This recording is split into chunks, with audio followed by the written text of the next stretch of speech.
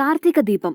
Anandarao health check చేసిన doctor Bharati, uncle మీరు కొంచెం ఆలోచనలు తగ్గించుకోవాలి అంటుంది రిక్వెస్ట్‌గా. ఇక దానికి సమాధానంగా కార్తీక్ వాళ్ళు ఏదో ఊరు వెళ్లారు. రేపో మాపో వచ్చేస్తారు అంటే ఈ ఆలోచనలు ఉండవు కదమ్మా అంటూ వీళ్ళ మధ్య డిస్కషన్ నడుస్తుంది. ఇక సీన్ కట్ చేస్తే కార్తీక్ దీప తయారు చేసిన పిండి వంటలను ప్యాకింగ్ చేస్తూ ఉంటాడు. అది చూసిన దీప ఇలాంటి చిన్న చిన్న పనులు రాజులు చేయకూడదు అంటూ కార్తీక్ ని పొగుడుతుంది. ఇక ఇంతలో పిల్లల స్కూల్ కి వెళ్తూ అమ్మా ఈ రోజైనా భోజనం తెస్తావా లేదా అని అడగడంతో తెస్తానమ్మా అంటుంది దీప.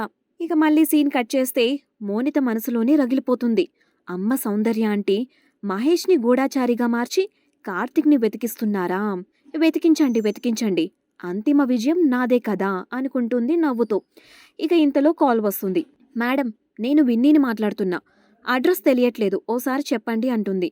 ఇక వెంటనే మోనిత అడ్రస్ చెప్పి బస్తీవాసులు నాకే వార్నింగ్ ఇస్తారా?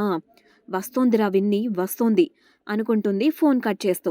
మరోవైపు కార్తీక్ జరిగిందంతా తలుచుకుంటూ నిరాశగా రోడ్లపై తిరుగుతూ ఉంటాడు. ఇక పిచ్చిగా ప్రవర్తిస్తూ ఉండడంతో అక్కడ ఉన్న వారందరూ కూడా గుమిగూడతారు.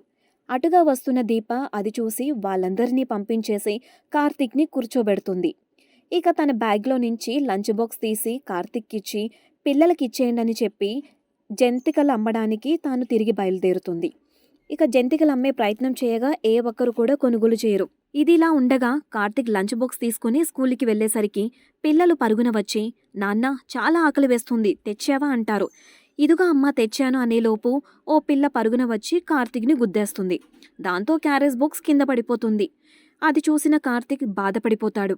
నాన్న నీ వల్లేం కాదులే, నీ తప్పు లేదులే, అయినా మాకంత ఆకలి కూడా లేదు అని పిల్లలు త్యాగపు మాటలు మాట్లాడతారు. ఏం కాదమ్మా నేను ఇంటికి వెళ్ళి మళ్ళీ లంచ్ బాక్స్ తీసుకొస్తానని కార్తీక్ తిరిగి వెళ్తాడు. ఇక ఆ తర్వాత ఏం జరిగిందో రేపటి ఎపిసోడ్తో కలుద్దాం. Thanks for watching. మా ఛానల్ ఎవరైతే సబ్స్క్రైబ్ చేసుకోలేదో సబ్స్క్రైబ్ చేసుకొని లైక్ అండ్ షేర్ చేయడం మాత్రం మర్చిపోకండి.